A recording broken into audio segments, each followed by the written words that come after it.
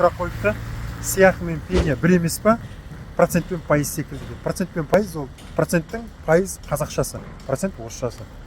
Ал сыйақы мен пеня ол екі нәрсе. Пеня орысша, ол орысша айтылған. Қазақша аударғанда өсімпұл немесе тұрақсыздық айбақысы.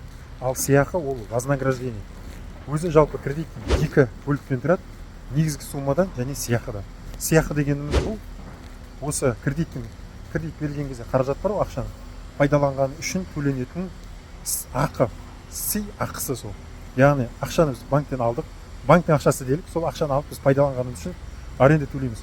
Көлікті алып, біреуден көлікті алып, аренда төлемейміз, немесе үйді алып, аренда пұл төлейміз пайдаланған үшін. Дәл сол сияқты вознаграждение білеміз.